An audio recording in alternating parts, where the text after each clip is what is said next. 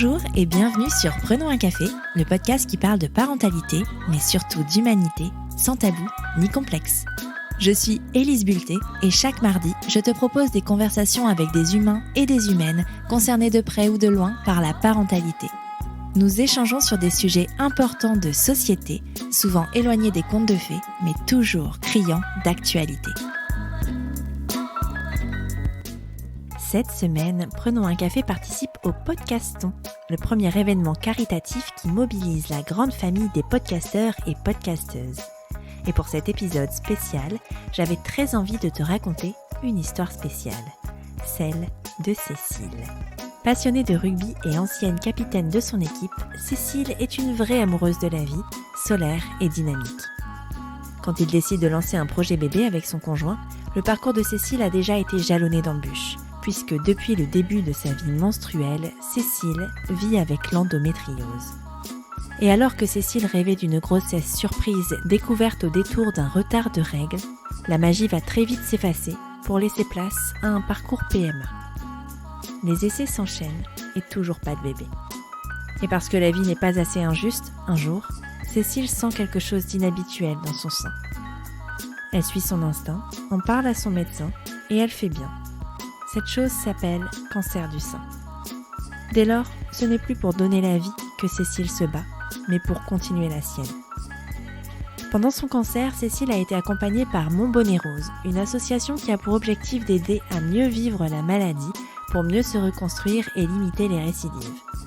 Mon Bonnet Rose a pour mission première de collecter les bonnets de chimio auprès des femmes qui ont terminé leur parcours de soins afin de les offrir aux femmes en difficulté face au cancer. Mon Bonnet Rose, ce sont aussi des maisons de soins et de support situées à Marc-en-Barœul et à 800 dans les Hauts-de-France, qui apportent du bien-être aux malades du cancer via des activités physiques, des moments de détente, des ateliers créatifs et de développement personnel et des socio-esthéticiennes qui apprennent à prendre soin de soi pendant le cancer. Mon Bonnet Rose est l'association que nous avons choisi de mettre en avant pour ce podcaston. Pour leur faire un don, rendez-vous sur monbonnaitrose.fr. Tu pensais être seule à galérer? Mets tes écouteurs et prenons un café. Bonjour Cécile. Bonjour Élise. Bienvenue sur Prenons un café. Je suis ravie de te recevoir. Avant de commencer, est-ce que tu peux te présenter en quelques mots s'il te plaît? Oui, moi aussi je suis ravie d'être ici. Merci. Donc moi je suis Cécile Ferru et je suis la fondatrice des Buissonnières. Voilà, je suis coach naturopathe spécialisée dans l'accompagnement des femmes et des passages. C'est une très belle mission que vous avez là, madame. Je vais te poser la question traditionnelle de Prenons un café et avec toi, elle prend un sens particulier.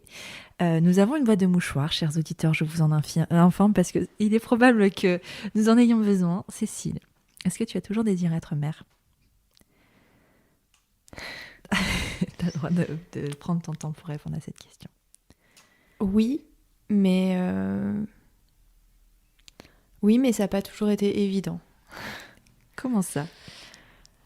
Je pense que au moment de l'adolescence, j'ai fait du babysitting quand j'étais jeune. J'adorais m'occuper des enfants, j'adorais les bébés. J'avais mon agenda qui était couverte de photos de bébés. J'étais fan d'Anne Geddes, des posters, la couette, la totale. Et voilà. Vraiment une très très forte j'aimais vraiment beaucoup les bébés, mais par contre j'avais peut-être une relation un petit peu difficile aussi avec notamment ma maman. Et je me suis quand même toujours posé des questions de savoir du coup quelle serait ma relation avec mes enfants plus tard. Ouais. Mais t'imaginais quand même des enfants. Si t'imagines quelle relation ça allait être, ça veut dire que potentiellement c'est qu'ils étaient là. Oui. Alors, oui, tout à fait. Je m'imaginais avec des enfants, mais pas forcément avec une fille. Pendant longtemps, je préférais avoir des garçons. On ne peut pas répondre encore à cette question-là, mais affaire à suivre, j'ai envie de dire. Ok, donc en fait, pour toi, c'est évident que dans ta vie, il y aurait des enfants. Tu es en couple aujourd'hui? Oui. Ça fait combien de temps?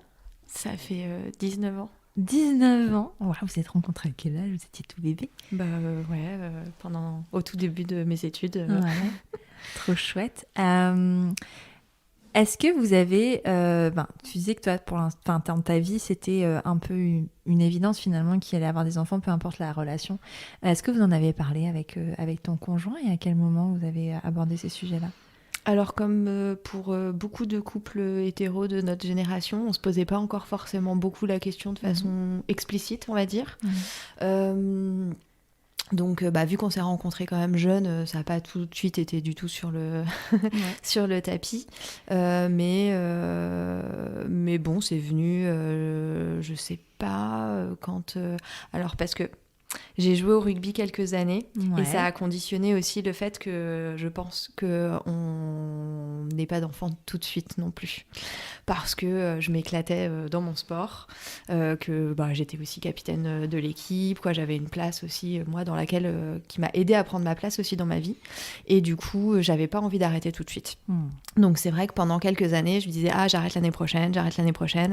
Et que c'est un peu à ce moment-là que mon conjoint m'a dit, t'arrêtes vraiment l'année prochaine. Et donc... C'est plus venu de lui, finalement.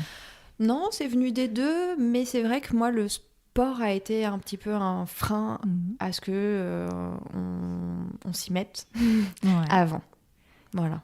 Et après, j'avais aussi une problématique d'endométriose en parallèle qui a fait aussi que on attendait aussi que ce soit un peu stabilisé. Et puis tout s'est fait un petit peu en même temps, quoi. À quel moment le mot endométriose a été posé sur ce que tu vivais et comment tu vivais toi au quotidien?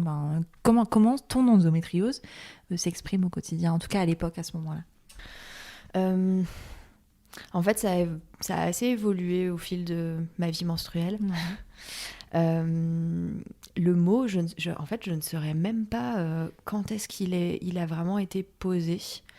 En fait, donc j'ai toujours eu des règles douloureuses, très abondantes. Je me souviens que, pas mes premières menstruations, mais assez rapidement quand même. Je me souviens d'une fois où c'est le médecin de famille qui était venu à la maison, qui m'avait fait une piqûre de je ne sais quoi pour que je dorme 24 ou 48 heures. Pour éviter d'avoir des contractions, grosso modo, c'était ça. Donc c'était terrible. Et puis après, pendant toute même mon adolescence, ça m'arrivait, notamment quand j'étais interne au lycée, je dormais à l'infirmerie pendant 2-3 jours au moment de mes règles, parce que voilà, j'arrivais pas... j'étais épuisée, c'était douloureux, je me tordais de douleur. Et... Voilà, donc calmer un peu avec des médicaments, mais pas très efficace pour autant. Et la fameuse bouillotte, qui est mon amie depuis très longtemps. Voilà, après, depuis, j'ai découvert la phytothérapie, l'alimentation anti-inflammatoire et tout. Donc ça, maintenant, ça va... Aujourd'hui, elle est en sommeil. Et en fait, le mot, je sais pas, en fait, moi, ça s'est accentué quand même autour de mes 20 ans, je dirais.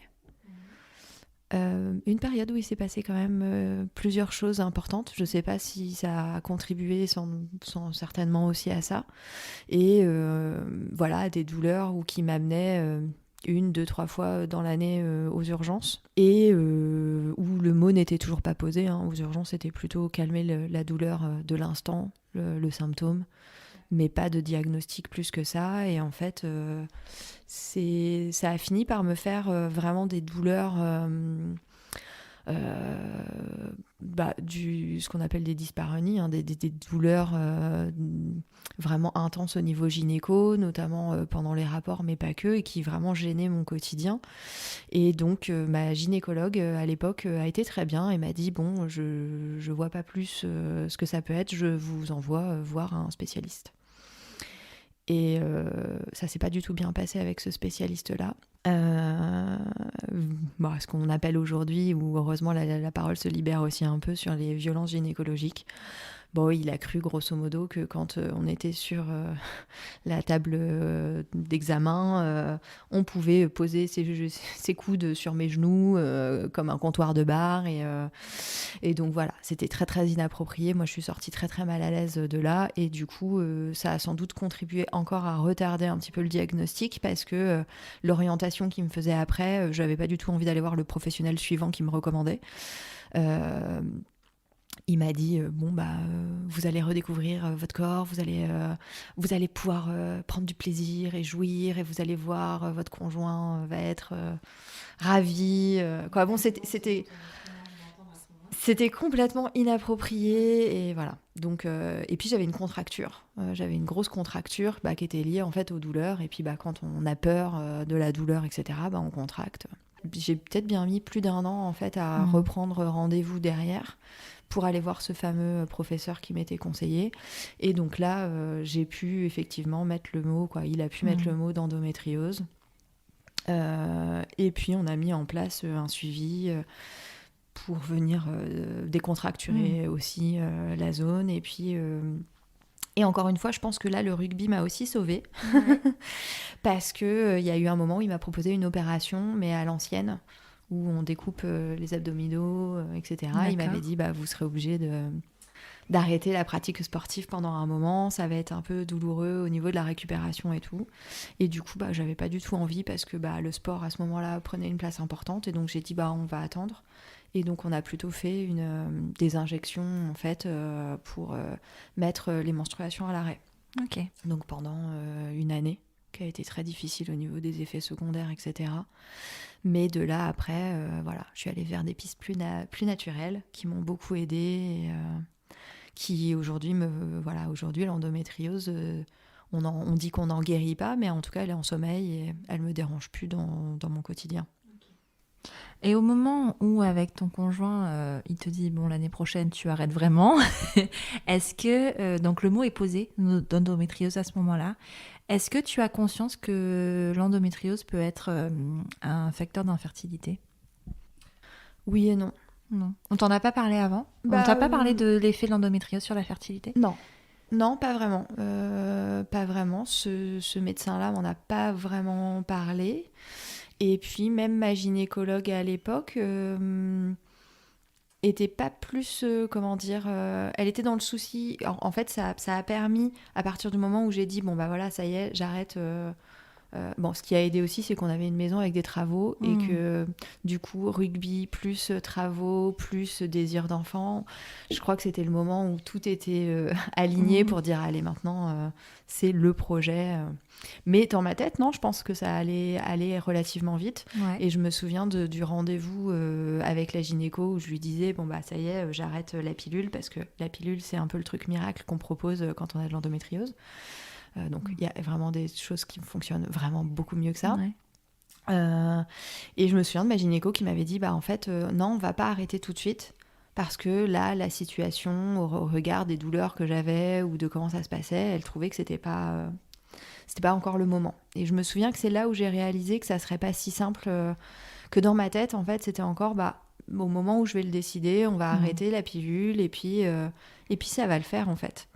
Et donc là j'ai dû attendre à nouveau quelques mois avec certains examens, etc. Voilà, avant d'arrêter la pilule. Et puis au moment où on a arrêté, elle m'a dit on se laisse 6 mois, pour voir comment ça se passe. Et puis dans 6 mois, s'il n'y a pas de bébé, on verra pour faire d'autres examens et approfondir les choses. Voilà. Elle pose quand même le cadre, du coup. Ouais, mais c'est un cadre qui est quand même pour accompagner aujourd'hui la maternité, la préconception. C'est quand même quand on sait que c'est plutôt 12 mois. 6 mois, c'est court. 6 mois, c'est très très court. C'est donc court, en fait, c'est 12 ça mois met en la moyenne, pression. Quoi. Ouais, complètement. Parce que c'est pas un signe d'infertilité que de ne pas être enceinte au bout de 10 mois, par exemple. Non. Parce que c'est 1 an en moyenne. Donc ça veut dire qu'il y a beaucoup de femmes qui le rapidement, mais il y a aussi beaucoup de femmes qui mettent plus de temps que 12 mois. Donc, Et 6 mois, c'est très très court. C'est très court. Et du coup, la façon dont c'est annoncé, c'est vrai que ça peut être un peu un choc et que ça met une pression quand même qui est très très forte. Ouais. D'autant qu'on n'accompagne pas trop sur détecter, savoir c'est quoi être fertile, quels sont les signes, etc. Donc en plus, c'est un petit peu, t'as 6 mois, mais on te donne pas la boîte à outils pour que ce soit optimisé, quoi. Et puis, concevoir un enfant, c'est censé être un peu fun. Enfin, tu vois, t'as ce côté justement un peu, on va faire l'amour, ça va être super, et puis un jour je vais avoir du retard, et puis je vais faire pipi sur le bâton, et voilà. Mais quand on te met ce cadre-là de dire, dans 6 mois, si ça marche pas, la magie, elle est pas là, quoi, j'imagine. Ouais, c'est ça, c'est que ça met un peu la pression. Et puis moi, je sais pas pourquoi, j'ai toujours cru que ça allait être une surprise d'être enceinte. que ça arriverait un petit peu comme ça, sans que j'ai vraiment à le décider. Et je me suis toujours dit que le jour où ça arriverait, je l'accueillerais. Et peu importe à quel âge, l'âge auquel ça arriverait en fait. Bon bah finalement ça s'est pas tout à fait passé Non, comme comme ça. Et il aura fallu que je mette beaucoup de désir et que Ouais. j'en mette encore aujourd'hui pour que ça arrive. Bah ouais, carrément. Donc ces premiers 6 mois, comment tu les vis? Enfin, est-ce qu'au bout de 6 mois, enfin, bon, pas de surprise, hein, ça n'a pas fonctionné, mais est-ce qu'au bout de 6 mois, du coup, tu vas avoir ta gynéco? Comment tu vis ces 6 mois-là? Bah je saurais pas, j'en ai pas forcément de souvenirs extrêmement précis. Je pense qu'on s'est pas trop mis la pression quand même, qu'on était dans l'attente, mais pas... Voilà, Ouais. tranquillement. Et puis bah, après, voilà, par contre, le jour où on retourne voir la gynéco, bah, déjà en plus c'est tous les deux, donc ça n'a pas du tout le même sens. Et puis là, quand on se lance dans les examens, les papiers, les rendez-vous, là c'est un peu plus pesant quand même. Ouais. Et puis de poser des mots et d'attendre aussi de savoir ce qui va tomber. Et puis bah, ce qui tombe après, c'est de dire ouais, ça va être compliqué en fait. Ouais. C'est quoi les mots qui sont posés? Je sais pas si c'est tant les mots que la sensation qui reste Ouais. après, quoi. Bah, c'est de l'impuissance. C'est de se rendre compte qu'on aurait peut-être fait les choses différemment si on avait su. C'est-à-dire? Arrêter le rugby avant. Ah, tu penses? C'est ça? Ouais, moi j'y ai pensé beaucoup. Je me suis dit, bah finalement, j'ai pris beaucoup de plaisir à jouer, à être avec l'équipe. Mais peut-être que ça aurait été bien d'arrêter avant et que ça aurait été différent. Après, c'est tout ce qu'on se dit en fait quand on réalise et qu'on se dit, ah bah si j'avais su. Parce que voilà. bon, potentiellement, si tu avais arrêté avant, ça n'aurait pas résolu le problème et il aurait peut-être été là juste avant, mais sinon, ça aurait peut-être été le même. Ah oui, ça aurait peut-être été le même. Mais c'est toutes ces questions qui se disent, où on se dit, bah, parce qu'en plus, moi, ça faisait longtemps que j'étais déjà avec mon conjoint. Donc on se dit, c'est pas une question de ne pas avoir rencontré la bonne personne. Bien sûr. C'est juste que, bah voilà, on est pris dans la vie. Puis t'as le droit de kiffer un peu aussi, en Tout à fait. Et ça a été le cas. Ouais. Et ça a été le cas. Et non, c'est un petit peu ces remises en question. C'est tout le quotidien commence aussi à se tourner en fait sur ça. Ouais. Quand bien même on n'était pas encore en parcours PMA. Donc, mais tout commence à s'orienter sur ça. Ça commence à prendre de plus en plus de place. Et finalement, bah moi qui voulais un petit peu une surprise, être surprise par la vie et avoir cette bonne nouvelle qui arrive un peu toute seule. Ben, je réalise que ça va pas se passer comme ça en fait. Ouais. Et alors, suite à ces examens, quelle solution vous est apportée? On est à quel moment, tiens d'ailleurs, parce que moi j'aime bien visualiser dans la temporalité, c'est à quel moment, quelle année, quel mois à peu près on se situe? Alors c'était pile pour mes 30 ans. Ouais, ça veut dire quoi? C'était quand à peu près? C'était quand C'était, je suis de 85. Donc en 2015. En 2000, ouais, Ok. 2015. Alors moi, ça faisait quelques années du coup que j'étais déjà en alimentation anti-inflammatoire, que l'endométriose était en sommeil. Ça faisait déjà 5 ans que j'étais... non, un peu moins. Ok.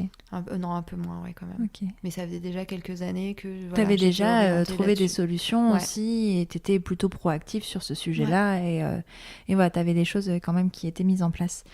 Donc on vous propose quoi, un parcours PMA? Un parcours PMA, ouais, tout à fait. Alors là, bah, on rentre un peu dans un tunnel quand même parce que bah, on est drivé sur c'est comme ça, le protocole c'est ça, les rendez-vous c'est telle fréquence. Donc voilà, les injections, le frigo qui se remplit de...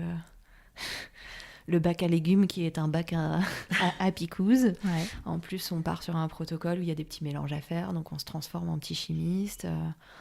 Donc voilà, trouver ses marques, la place de chacun dans ce protocole aussi. Et puis les mois qui passent, et puis les protocoles qui suivent, et où on commence à prendre ses marques, on s'installe un petit peu dans ces protocoles. Ouais. Donc voilà, moi je me souviens que du coup j'ai fini par continuer à sortir aussi un petit peu, parce qu'il y a des moments où on se dit ça commence à être long. Donc je me suis fait piquer parce que moi je ne supporte pas les piqûres. D'accord. C'est sympa dans un parcours PMA. Ouais. Et alors plus on s'y habitue. C'est pas vrai. Ouais. Hein. Moi c'était régulièrement, faut que je refasse des des remises à niveau d'acceptation par rapport aux piqûres.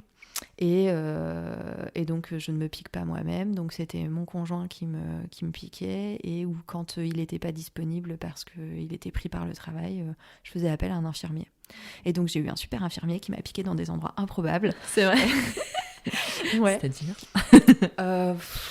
alors, c'est-à-dire dans des toilettes de bar. Parce que c'était des périodes où j'avais prévu de voir mes copines. Et donc tu l'as appelé, tu dis écoute, je suis dans... plutôt que qu'ils viennent à la maison ou je ne sais où, je lui disais voilà, je suis à tel endroit, ouais, pas de problème, j'arrive. Donc je m'éclipsais, on faisait la piqûre, hop, je repartais à Sciences Po. Parce que j'étais à une conférence qui m'intéressait énormément et que je voulais pas me priver de ça. Voilà, donc je me suis éclipsée 5 minutes, pareil. Tu voulais pas laisser ce parcours PMA guider ta vie? Disons que nous, ça a duré quand même quelques années. Donc au bout d'un moment, tout est déjà tellement tourné vers ça. C'est déjà tellement omniprésent qu'à un moment donné, il faut trouver comment vivre au quotidien avec et ne pas tout repousser à cause de ça. Parce que, comme tu le disais, c'est un désir aussi quand même de maternité. Et donc, si on le vit comme quelque chose qui n'est que pénalisant, empêchant, négatif, quelque part, on se coupe aussi de la vie et du pourquoi on veut des enfants. Et on veut pas des enfants pour être dans la souffrance et se sentir bloqué, ou voilà. Et donc, ça a été aussi ma façon de rester connectée à la vie. Alors, ça s'est pas fait tout de suite, parce qu'au début, on est hyper sérieux. Les injections à heure fixe, c'est vraiment à la minute. Et puis, au fur et à mesure, on prend un petit peu ses aises, on s'assouplit, on apprend à vivre avec. Comment tu vis les échecs ? Ça dépend lesquels, parce qu'en fait, au tout début du parcours, on a aussi une réunion, justement, pour nous expliquer un petit peu comment ça se passe et que finalement, la FIV, ça donne pas beaucoup plus de chances que... Parce que vous avez commencé directement avec la FIV ? Oui, FIV-ICSI. Ok. Ouais. On a tout de suite commencé Top Moumout. Ouais, c'est ça, vous êtes allés, allez, on y va. Et en fait, moi, je pense qu'il y a eu un moment où je me suis beaucoup plus préparée à l'échec qu'à la réussite. D'accord. Et parce que, en fait, oui, on réalise que... En fait, dans l'inconscient collectif ou c'est t'es en parcours PMA, ça va marcher tout de suite. Limite, tu vas avoir ta date d'accouchement à la première injection, quoi. C'est vrai qu'on a tendance à imaginer que, en fait, parce qu'on a accès à la PMA et que la médecine est à ce tel niveau aujourd'hui, que tout le monde va devenir parent à un moment ou à un autre, même si c'est plus difficile. Ouais, et puis en fait, c'est valable aussi pour les grossesses spontanées. C'est qu'on croit qu'à partir du moment où on décide, ça va arriver. Parce qu'on est conditionné aussi dans la société à dire je veux, hop, j'obtiens, j'achète, j'obtiens, je mets en place et hop, tout roule. Sauf qu'en fait, même si la science elle a beaucoup avancé là-dessus, y a aussi une part de magie en fait sur la grossesse, une part de soi, de sa propre histoire, de l'histoire aussi avec son conjoint, de comment on fait histoire ensemble et puis que tout ça se goupille et puis oui, la magie de la naissance, il reste encore beaucoup de choses qui sont pas forcément comprises, où il y a une sorte d'aléa, mais qui parfois peut être difficile, mais qui est aussi super beau, quoi. C'est aussi ça la magie de la conception, quoi. Et donc au début, je me suis quand même beaucoup plus préparée à ce que ça marche pas, pour me dire que si ça marchait pas, c'était pas grave, il y aurait d'autres tentatives. Mais j'avais besoin de me dire que je pourrais être heureuse aussi sans enfants, même si j'en voulais. De me dire que la vie ne se résume pas en fait à avoir des enfants. T'es arrivée à avoir ce recul-là pendant le parcours PMA ? Alors, dans ma tête, j'essayais. Après, c'est pas parce qu'on essaye que... je pense qu'il y avait une part de moi qui disait bien sûr que j'ai envie d'avoir des enfants et j'en aurais et que c'est ce chemin-là que je veux pour ma vie en fait. Donc je pense que j'ai essayé de me raconter des histoires pour que ça soit acceptable. Et puis après, sur les échecs,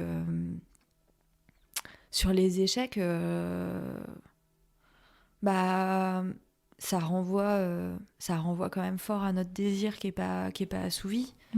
Et je me souviens que c'était compliqué parce que encore une fois, vu que notre parcours il a été long aussi, c'est des espaces d'avoir des annonces des résultats de prise de sang, ou c'est on est dans la vie du quotidien, donc on est au boulot, on est entre deux réunions, on aimerait bien, voilà, on voit un petit peu comment ça se passe dans beaucoup de situations où un matin on a un retard de règles, on fait un test de grossesse et puis on dit « Oh chérie, regarde !» Bah là, nous, ça se passe pas du tout comme ça. Hein. Nous, c'est une prise de sang, c'est un résultat qu'on reçoit sur son téléphone. Voilà, comme je disais, entre deux réunions ou quand on est au bureau. Il n'y a pas de surprise et tu peux pas dire j'y pense pas. Non, on peut pas dire j'y pense pas. Bien sûr qu'on pense qu'à ça.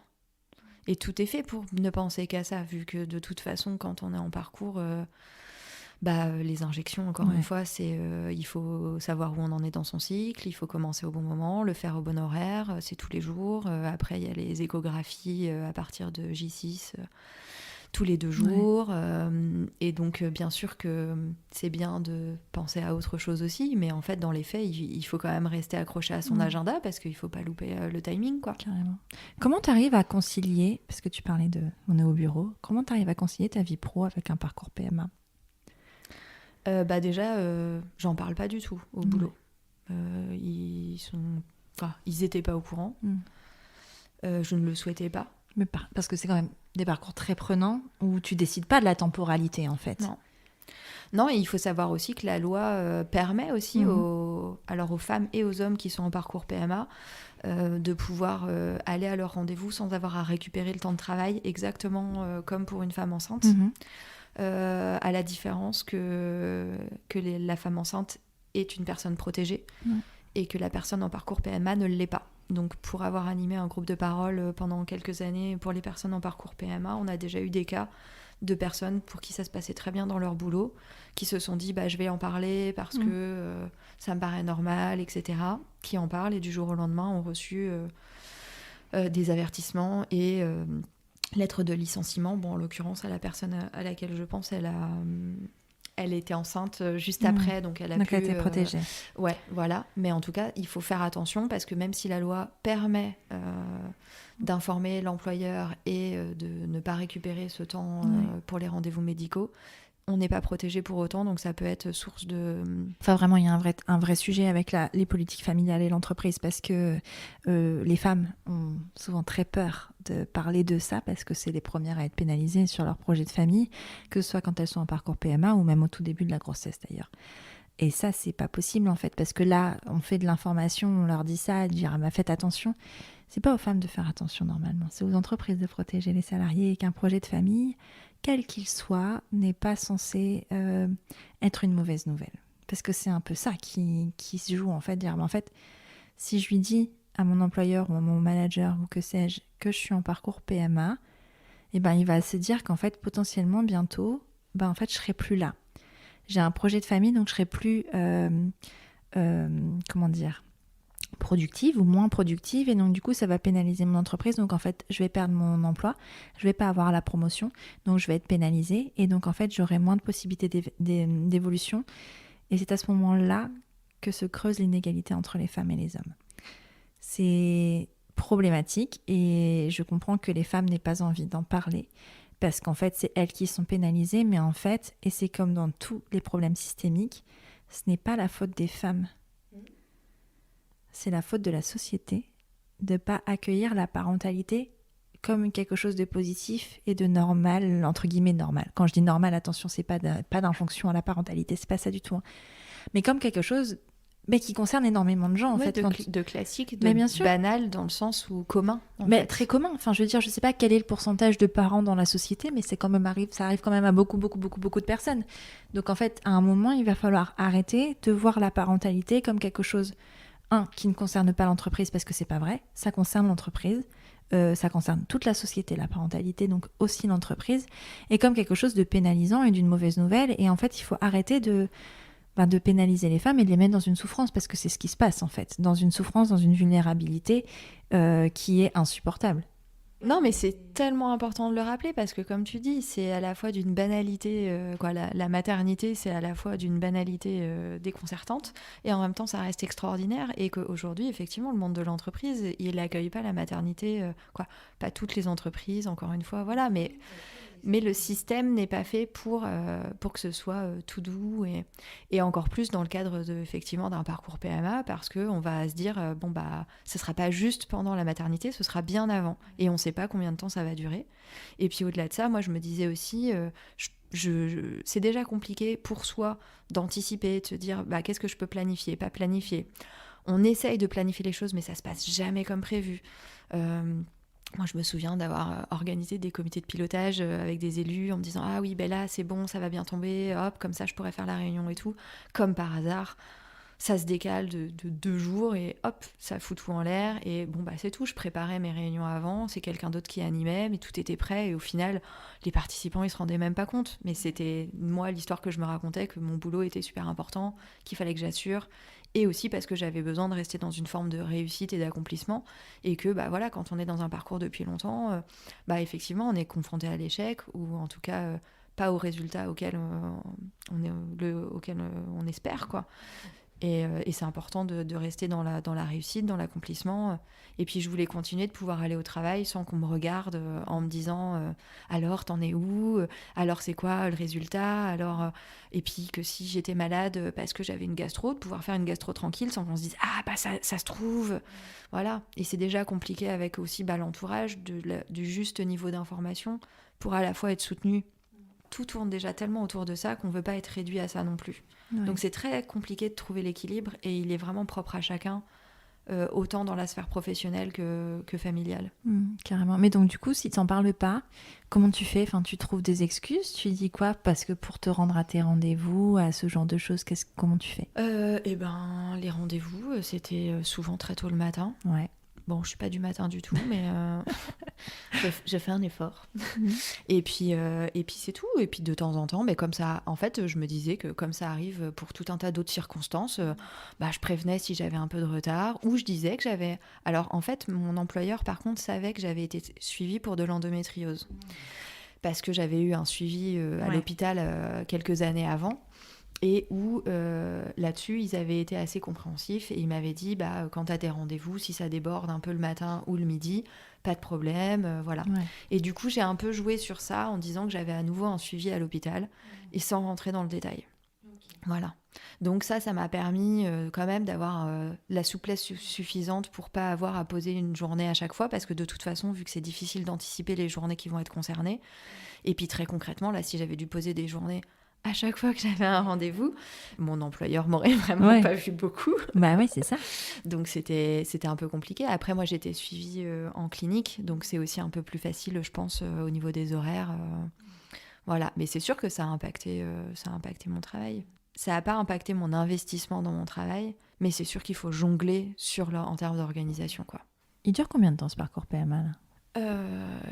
Écoute, il va durer 7 ans. Il y a une pause dans ce parcours PMA ? Ouais, il y a des pauses. À un moment donné, je pense qu'on s'est réapproprié aussi un petit peu notre place.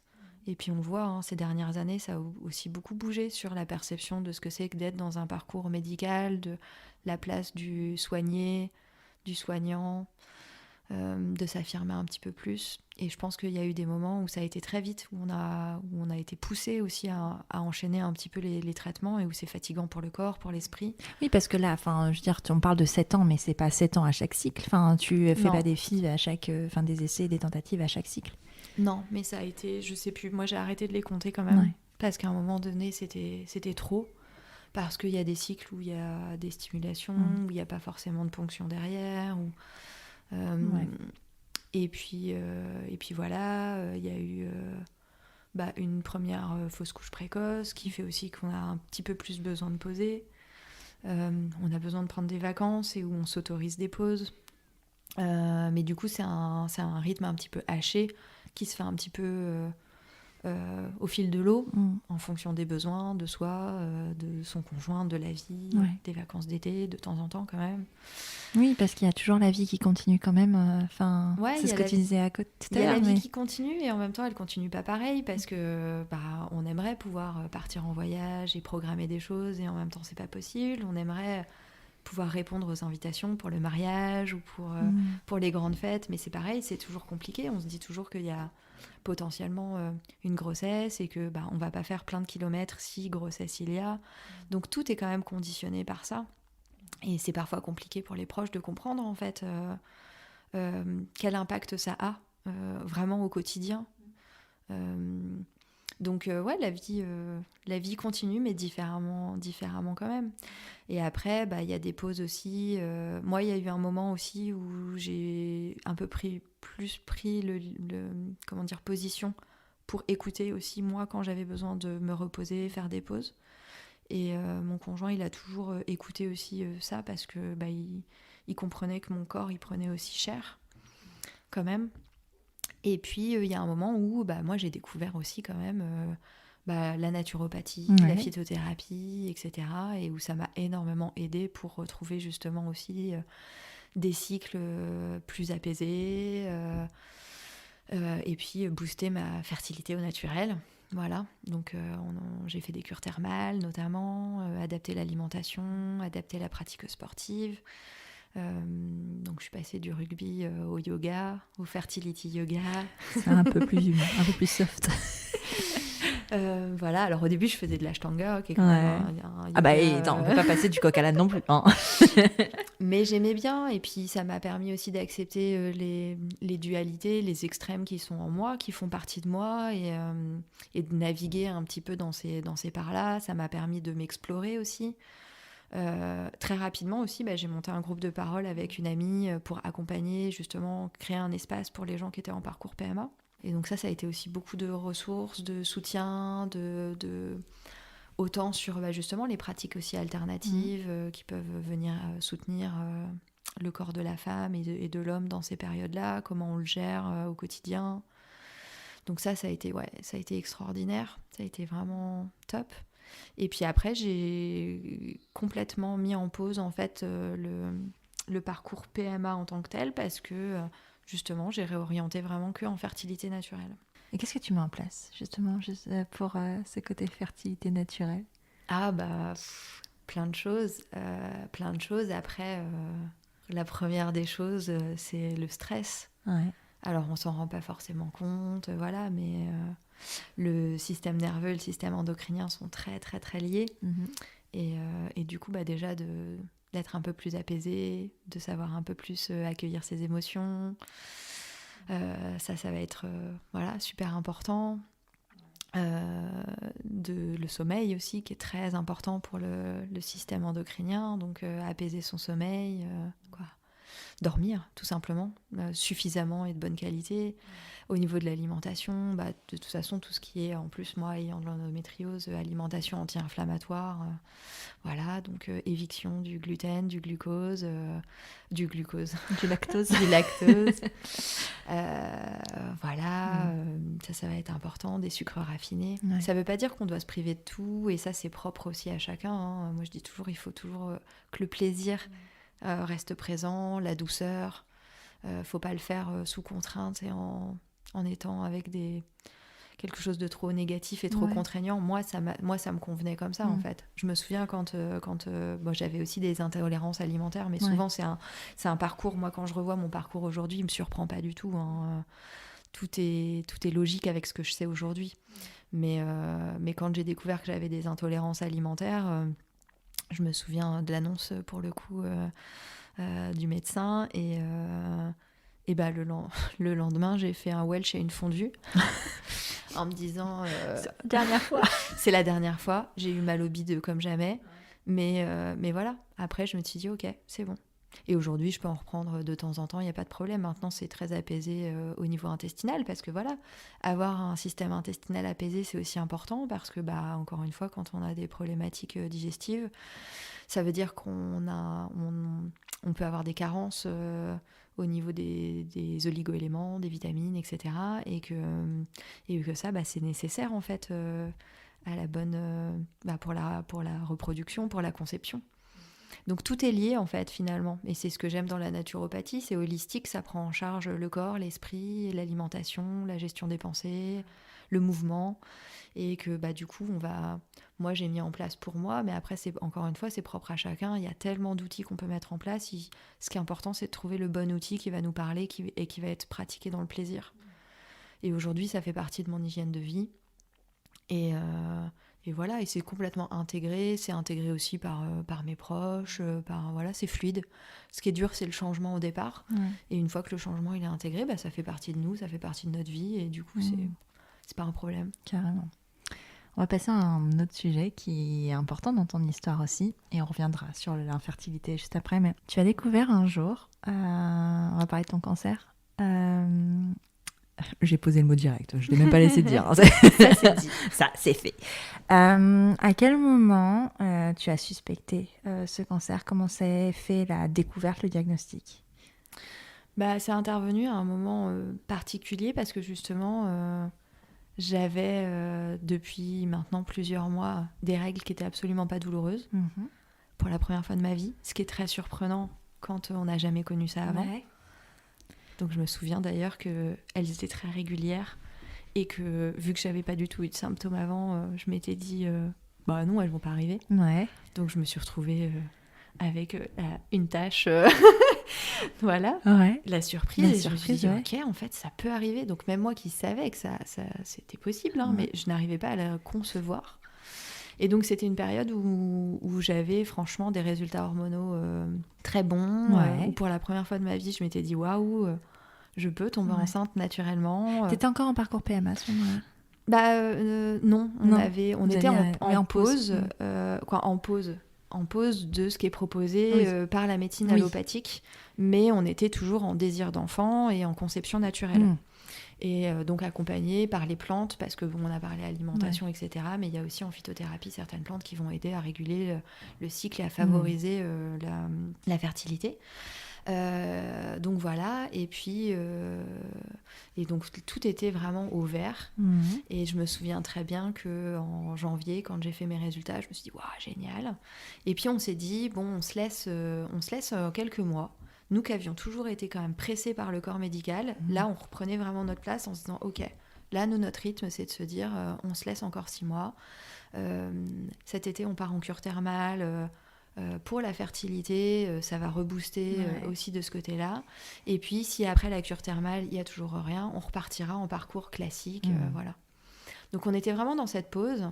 Et je me souviens que quand le Covid est arrivé, on s'est dit, tous les centres PMA, donc c'était fermé. C'était fermé, de toute façon. À l'étranger, nous, on était déjà... partie en Belgique parce qu'on avait déjà épuisé nos droits en France parce que selon les situations cas de FIV ça peut passer très très vite parce que ça on n'en a pas parlé mais c'est vrai que c'est intéressant quand même de le rappeler. On peut pas faire des FIV comme ça de manière illimitée jusqu'à ce que ça fonctionne. Non.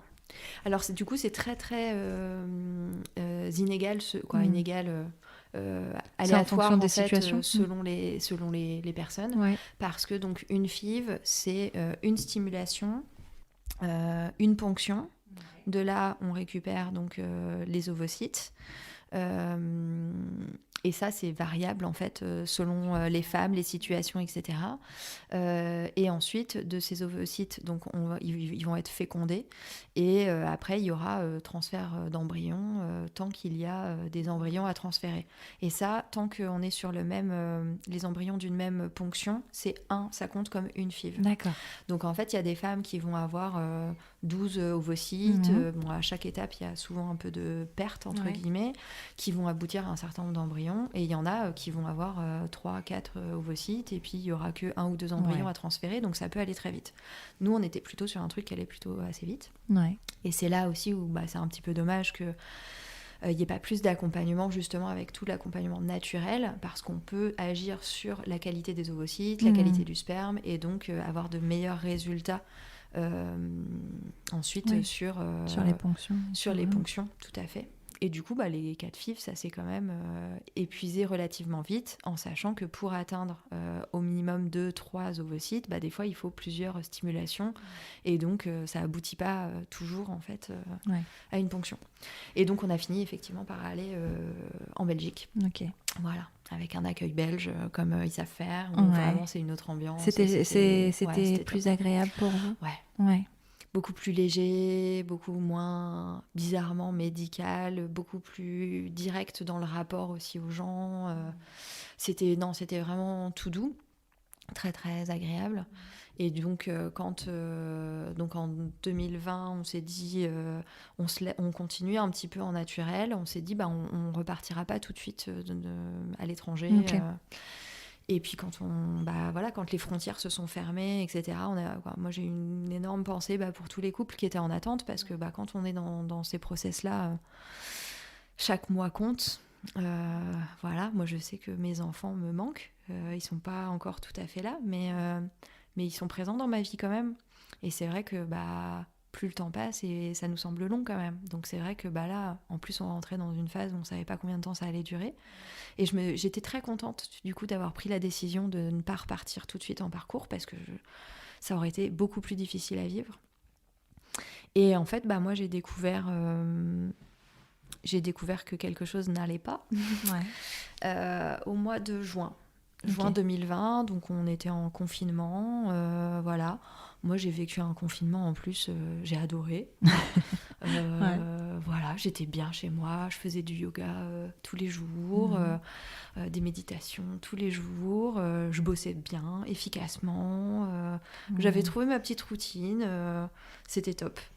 Mais voilà, donc au mois de juin, je faisais de l'autopalpation régulièrement. J'avais fait des formations aussi, dans le cadre de... J'étais déjà dans l'idée d'une reconversion professionnelle, et ça faisait quelques années que je me formais, et notamment en gynécologie holistique, et du coup j'avais quand même pris l'habitude d'être beaucoup plus... et eu des outils pour mieux écouter mon corps. Et donc l'autopalpation, pour moi, voilà, c'était tous les mois... mais systématique, systématique, mais sans pression, comme une routine du quoi. tout. Vraiment, bien sûr. comme on se lave les dents, comme voilà, c'est tout, je m'autopalpais. Et puis là, je m'autopalpe, et puis au début, je l'ai fait plusieurs jours de suite, et je sentais à un endroit bien déterminé quand même qu'il y avait quelque chose qui me convenait pas, qui me gênait, mais qui était impalpable avec les doigts. Donc je cherchais, parce que je ressentais quelque chose, mais je ne le sentais pas physiquement, en fait. Et au bout de plusieurs jours à me palper, à chercher, à me dire, je suis persuadée, je sens qu'il y a quelque chose, mais c'était assez perturbant. Et c'est mon conjoint qui a fini par me dire, va chez le médecin, tu seras fixée, parce que je vois bien que voilà, tu te palpes beaucoup là, donc... Et puis il sait que je suis pas hypocondriaque, et donc j'ai été voir mon médecin traitant, qui m'a fait une palpation, qui ne sentait rien de particulier, si ce n'est moi je suis encore relativement jeune, et avec une poitrine de taille moyenne, on va dire, mais du coup avec une densité de glandes qui fait que c'est pas forcément évident de sentir si c'est de la glande mammaire ou si c'est autre chose. Donc elle était pas très inquiète, mais elle m'a dit, bon, vu votre parcours aussi, tout ça, on va quand même être prudent, comme ça vous partirez en vacances tranquille. C'est assez rare finalement. Ouais, j'ai eu de la chance. Qu'on te fasse des examens complémentaires alors que la médecin n'a pas l'air de sentir quoi que ce soit, mais dans le doute, on va aller voir quand même. Elle sentait qu'il y avait une petite densité, mais qui est relativement classique pour une poitrine de cette taille-là à mon âge. Ouais, pour une femme de ton âge, voilà, c'est ça. Donc effectivement, j'ai eu de la chance, parce que... Et puis dans la suite de mon parcours aussi, parce que donc elle m'envoie faire une échographie mammaire, donc c'est pas une urgence, donc il faut 1 mois pour avoir un rendez-vous. J'ai le rendez-vous, c'est 3 jours après mon anniversaire. Joie. Ouais. Et puis donc juste après mes 35 ans. Et puis l'échographie, pareil, on voit qu'il y a de la densité à certains endroits, mais rien d'inquiétant, voilà. Donc heureusement, lui me dit, bon, j'ai une place pour une biopsie demain matin à 8h. J'étais le dernier rendez-vous du soir. Il me dit, j'ai une place pour une biopsie demain matin à 8h. On verra peut-être pour faire une mammo aussi, mais bon, vous êtes jeune, ça m'embête et tout. Puis donc j'y retourne le lendemain à 8h, il me dit, j'ai réfléchi cette nuit, on va faire une mammo quand même. La mammo, indice de confiance plutôt bon, voilà... Pareil, en fait. En soi, ça aurait tellement dû passer à la trappe. Et puis, il me fait quand même une biopsie, mais pas du tout en urgence. On fait une petite biopsie. Bon, moi qui n'aime pas les piqûres, pour le coup, j'étais encore servie. Et puis, c'est tout. Et puis, on part en vacances. On part même en cure thermale pour la fertilité. Et c'est là où moi je sais que la cure thermale est déconseillée en cas de cancer. Ah ouais, pour quelle raison? Parce que la cure thermale active le système lymphatique. Et le système lymphatique, c'est ce qui transporte notamment les déchets. Et D'accord. donc, c'est ce qui peut transporter en fait les cellules cancéreuses et voilà, faire des métastases et dissiper disséminer plutôt, tout à fait. Dissiper, ça serait trop bien. Mais c'est ce qui se passe en fait quand tout va bien. C'est détruit par le corps, mais des fois, il y a trop et que le corps ne sait plus s'auto-guérir parce qu'en fait, des micro-tumeurs, on en fait tous tout le temps. Et ça s'autorégule, sauf que des fois, voilà, pour tout un tas de raisons, ça se passe pas comme ça. Et donc, effectivement, le système lymphatique, c'est ce qui va aussi, effectivement, pouvoir être, favoriser la dispersion des cellules cancéreuses. Et métastaser. Et du coup, là, c'est pas du tout la même phase. Mais sauf que moi, à ce moment-là, je suis à 1000 lieues de m'imaginer un cancer, quoi. Je me dis, c'est bien, on fait les examens, on saura ce qu'il en est, ça peut être tout un tas d'autres trucs. Le corps médical n'est pas inquiet plus que ça non plus. Je me souviens avoir évoqué justement la cure thermale, ils m'ont dit non, allez-y, pas de problème. Voilà. J'en parle facilement autour de moi, oui, on part, mais j'attends des résultats de biopsie. Oh là là, la piqûre, c'était quand même... Voilà. Mais pas du tout, franchement, à 1000 lieues, quoi. Et donc, on part en cure thermale, focus sur notre projet aussi de bébé, de parentalité et tout. On retrouve nos petites habitudes, parce que c'est notre 5e cure là-bas, je crois. Oui. Donc, voilà, nos petites habitudes, on y est bien, on fait nos soins, on est fatigué, parce que ça fatigue, les soins de cure, tout ça. Et puis c'est tout. Au bout de 15 jours, on se dit mince, on n'a toujours pas les résultats, ça commence à être long. C'est long. Quand c'est pas fait en urgence, Et puis voilà. En même temps, tu te dis pas un peu pas de nouvelles, bonnes nouvelles? Non, moi je me dis j'ai envie d'avoir les résultats, qu'on passe à autre chose. Hop, c'est clôturé, c'est fait. Mais j'avais pas d'inquiétude particulière. Mais c'est vrai qu'à partir du moment où on avait dépassé un peu les 15 jours, je me dis bon, c'est long quand même, ils exagèrent.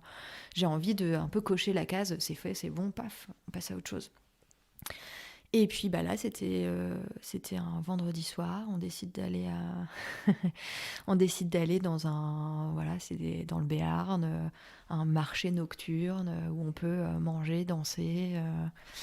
C'était très sympa. Et puis on arrive et puis on avait envoyé un message aux personnes qui s'occupaient de notre chat et du courrier pendant nos congés. Et puis ils nous disent vous avez reçu un papier de la clinique et vu qu'on savait et qu'ils savaient qu'on attendait ces résultats, on leur dit est-ce que vous pouvez nous les communiquer? Donc ils nous ont dit oui, on prend une photo, on vous l'envoie, mais on regarde pas.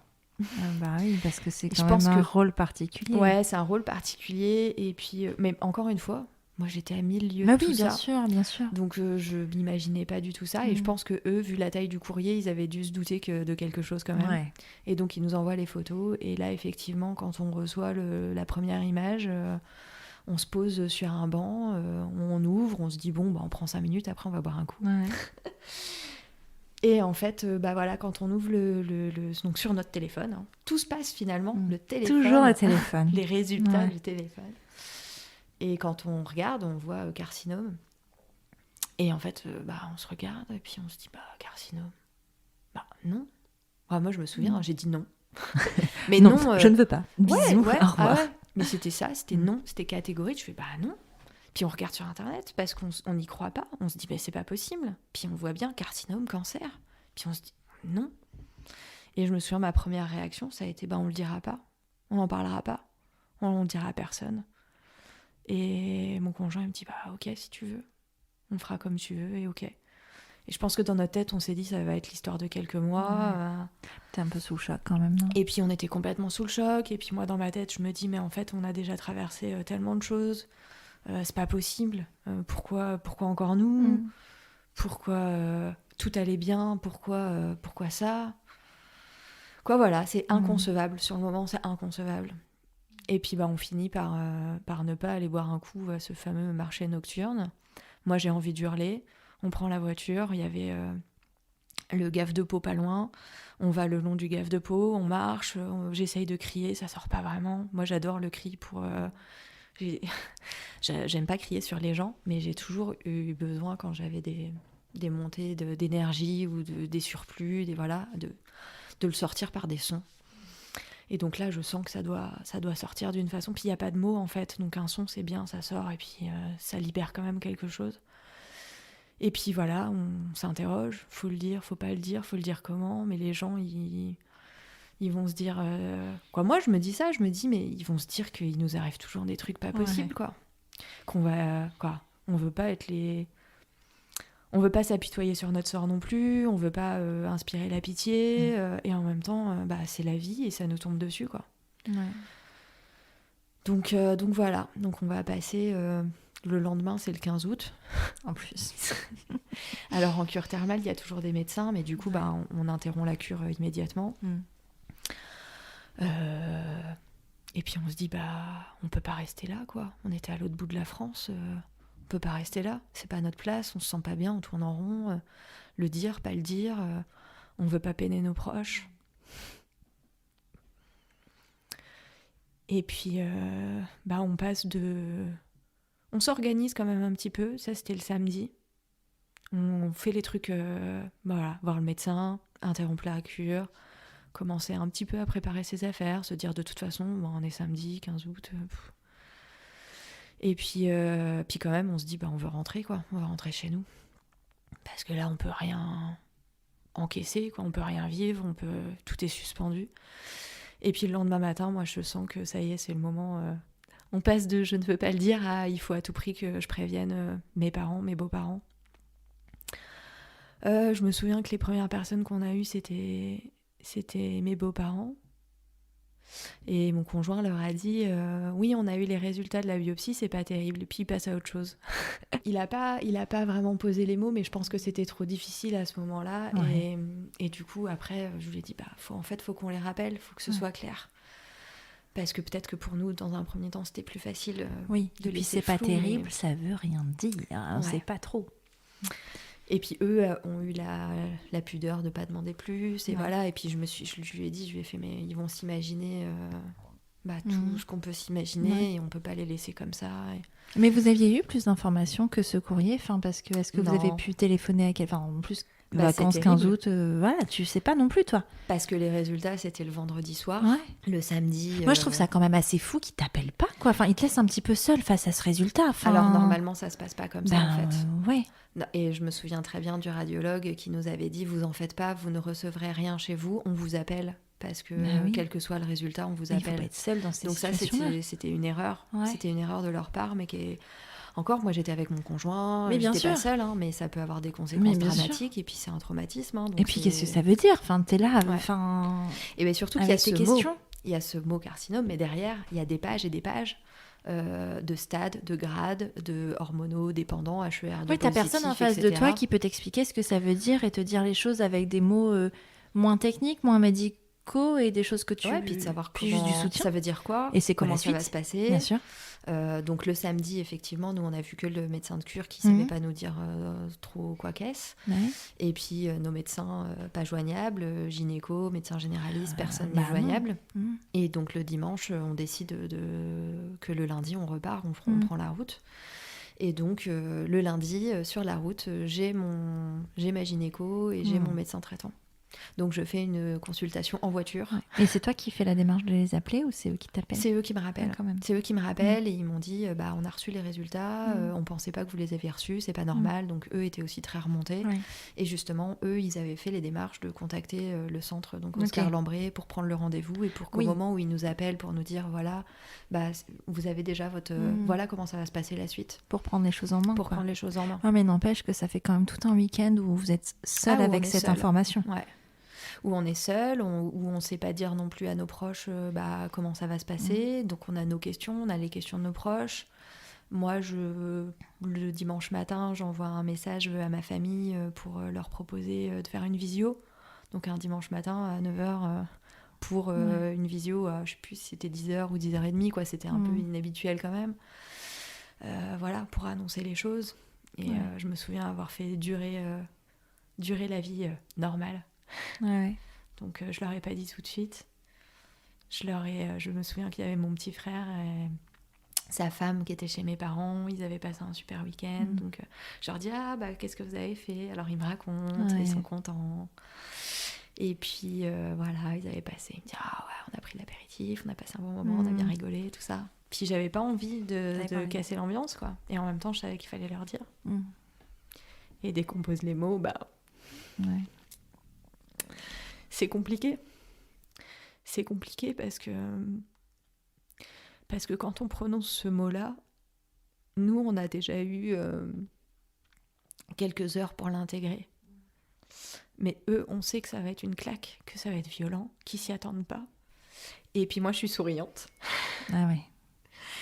Parce que j'ai envie je pense inconsciemment, de leur montrer que ça va aller. Qu'il faut pas que... on n'a pas envie d'avoir comme reflet des gens qui... concrètement, qui voient la mort en face, quoi. Et puis on peut imaginer ce que ça fait pour des parents, pour un frère, une belle-sœur, de s'imaginer tout ce que ça peut impliquer, en fait. Donc c'est dur. Voir mes parents, mes frères pleurer, c'est dur. C'est dur. Et en même temps, très vite, je souris, je leur dis que tout va bien se passer, que même si je suis écroulée à l'intérieur, que c'est pas du tout ce que je veux montrer. Et puis que c'est tout, on va faire ce qu'il faut, mais comme on a toujours fait dans la vie, à chaque fois qu'on a été confronté à une épreuve, de se dire que c'est tout, il n'y a pas le choix. Il n'y a pas de choix, on avance. Mais c'est quand même toi qui prends ce rôle de les rassurer, eux, alors que c'est toi qui vis dans ton corps et dans ton cœur aussi, cette annonce-là. C'est toi qui vas... Alors eux aussi indirectement, parce qu'on sait que les aidants et les gens autour vivent aussi des choses quand un proche est malade, mais c'est toi qui vas affronter tout ça. Ouais, mais c'est vrai que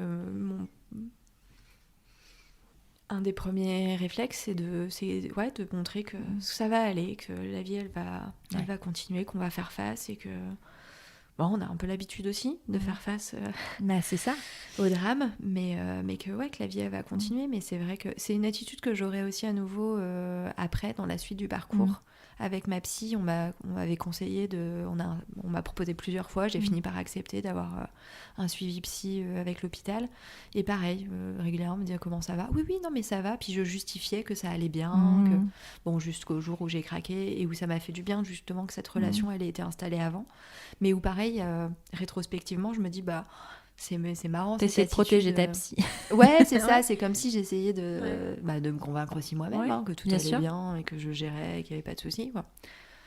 Et donc, sur les mots qui sont posés, c'est... En fait, moi, du coup, mon premier rendez-vous à Oscar-Lambray avec mon conjoint, donc c'est le mercredi. Donc, on rentre le lundi. Le mercredi, on va direct à Oscar-Lambray. On est très bien reçus. Le centre est vraiment top. On prend le temps.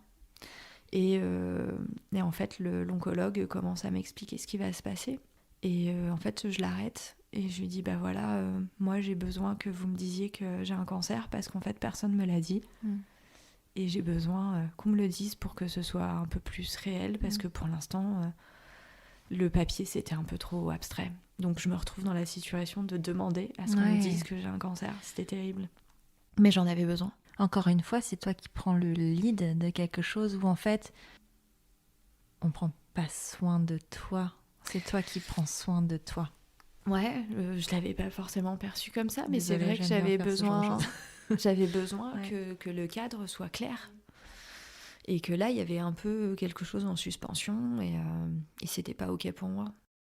Puis c'est quand même une situation particulière parce que la veille ou l'heure d'avant, t'es dans un endroit où tu travailles à la vie, entre guillemets, c'est ça en fait, où tu mets tout en œuvre pour donner la vie, pour tout ça, et en fait on t'annonce cette dualité parce que le mot cancer est quand même associé à la mort. Et c'est des mots qu'il faut poser aussi, c'est que même si ça se soigne, en fait ça reste quand même ça. Comment tu vis cette dualité-là, toi ? Comment est-ce que ton projet d'enfant, ton parcours de parentalité est encore présent à ce moment-là ou alors tu le mets complètement de côté ? Qu'est-ce qui se passe ? Non, il se met de côté en fait. C'est mis de côté parce que là on passe un peu en mode survie. Je pense qu'il y a un côté aussi où le cerveau il est anesthésié. On est pris en charge et on est pris en charge et puis c'est tout. On se laisse un peu porter, entre guillemets, par les rendez-vous. Le protocole, il est très clair.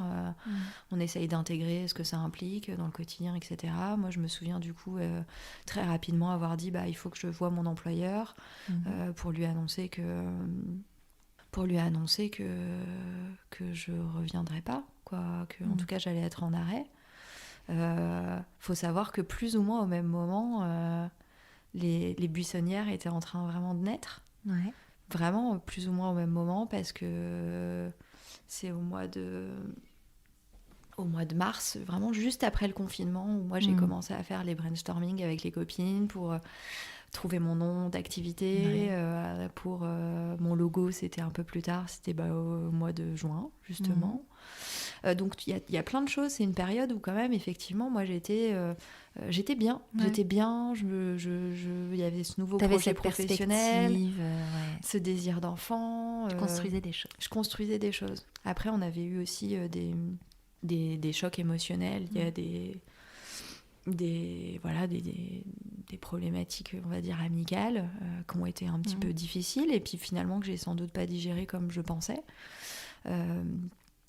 Mais c'est une période où moi j'étais bien en fait. Et c'est vrai que c'est venu, je me suis dit mais c'est fou parce que tout était parfait en fait, tout était bien, je prenais ma place. J'assumais des choses que j'assumais pas forcément jusque-là. Je me construisais vraiment fortement. Et c'est vrai que ça a été un choc parce que je pense qu'il n'y a jamais de bon moment, on s'y attend pas.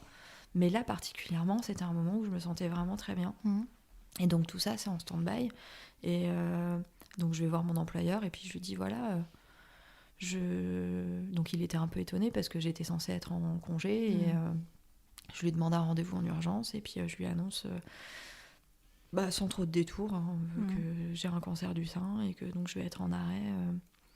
Il était très surpris et moi aussi j'étais surpris qu'il soit surpris. J'imagine que c'est pas quand même le genre de nouvelles que tu attends, enfin, tu vois. Ouais, et non, mais il était surpris que j'en parle aussi facilement. Je pense qu'il me dit c'est quand même intime, ou je lui dis en même temps je vais pas avoir honte de ça. Même si c'est intime, enfin je veux dire il y a un moment il faut arrêter de mettre, c'est comme ce qu'on disait tout à l'heure avec la parentalité en entreprise, il faut arrêter de mettre des barrières là où il ne devrait pas y en avoir. C'est intime mais en même temps c'est un événement de ta vie personnelle qui va quand même sacrément influer sur ta vie professionnelle, donc ouais, et puis moi je me voyais pas du tout non plus pour le coup le cacher à mes collègues parce que je sais que il y avait aussi de l'empathie, qu'on se pose toujours des questions quand il y a des gens qui sont en arrêt en longue durée. Et puis en fait, c'est quand même des gens qui font partie de ton quotidien, même si c'est la vie professionnelle.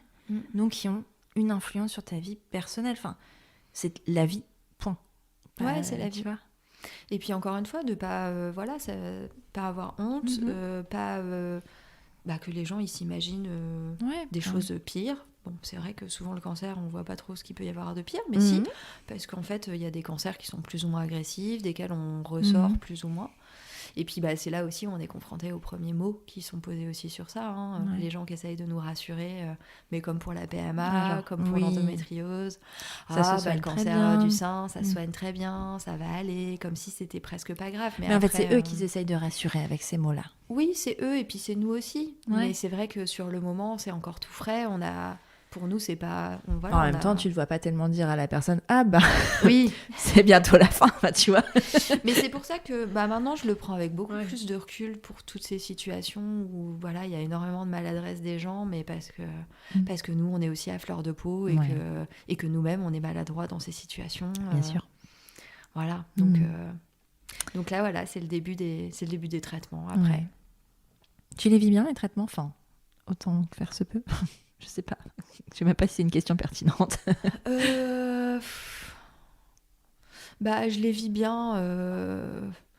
C'est vrai que je me pose pas forcément énormément de questions parce qu'encore une fois, le protocole, il est très posé. Mais tu vois, c'est encore une histoire de protocole, tout comme avec la PMA. T'es un peu finalement habitué à ces genres. C'est pas les mêmes traitements, mais c'est le même des contraintes. Mécanisme. Tu vois, des choses qui s'installent dans ton quotidien. Et c'est que tu deviens un corps, mais comme pour l'endométriose, comme pour beaucoup, effectivement, dès qu'on rentre en fait dans un process médicalisé, mais comme pour la grossesse, la maternité, en fait, on devient un corps avec un protocole. On applique ce protocole et on devient des constantes, on devient des analyses de sang, on devient on devient un objet quelque part. Ouais. Et moi, pendant un objet qu'il faut réparer. Un objet qu'il faut réparer, où il y a une façon de faire, où on dévie pas de la ligne, et voilà. Donc pareil, moi, un truc qui m'a toujours marqué, c'est que je n'ai pas la mémoire des dates. Et pour autant, ma maladie, j'ai retenu énormément de dates. Et donc ma première chimio, c'est le 11 septembre. Alors je me dis, la première fois qu'on te pose... la chose difficile pour moi, c'était la pose du PAC. Donc on nous pose un port à cathéter. Voilà. Ouais. T'as toujours la marque en plus, du coup. Ouais, sous la clavicule, du côté opposé du sein qui est malade. Et puis ça, c'était difficile pour moi. J'avais l'impression d'avoir comme une tique, comme un truc étranger qui allait vivre avec moi, et j'avais l'impression qu'on n'allait pas réussir à cohabiter. Ouais. Alors potentiellement, on va me retirer un sein, je vais prendre de la chimio, je vais perdre mes cheveux, tout ça. Le seul truc qui m'inquiète, c'est le PAC. Oui, je comprends. Avec une opération qui s'est très mal passée. Ouais. Pas d'un point de vue médical, mais d'un point de vue psychologique. Parce que c'est le 1er septembre, c'est la rentrée des classes, et que on me dit, tu verras, le chirurgien est très sympa, tout ça. Et il essaye de détendre l'atmosphère en me disant, forcément, une femme, 35 ans, alors, on a déposé les enfants à l'école ce matin. Non. Et là, c'est dur. Là, c'est très dur. Et c'est là où je suis confrontée aussi à... j'y avais été confrontée un petit peu avant aussi, avec le rendez-vous justement avec la gynéco. Mais là, c'est à nouveau la claque de non, je n'ai pas d'enfant. En plus, en plein encore période de Covid, donc un peu incertain. Et puis avec le masque, donc même pour l'opération, avec un masque et tout. Donc moi, je me sens complètement étouffée. Je gère pas du tout, ça le fait pas. Et puis il me dit on va parler des vacances. C'était bien les vacances. Alors je dis il tape dans le mille celui-là. Ouais. Dis donc. Il prend les sujets classiques. Hein. Je lui dis j'étais dans le Béarn. Vous faisiez quoi? Une cure? Il me fait une cure de foie gras. Non, une cure de fertilité. Puis là c'est bon. Là il m'avait perdu. Donc là on passe en PLS. Il essaye de. En plus l'opération du PAC c'est un peu particulier. Hein. C'est en anesthésie locale du coup. Et très bizarre au niveau des sensations. Voilà.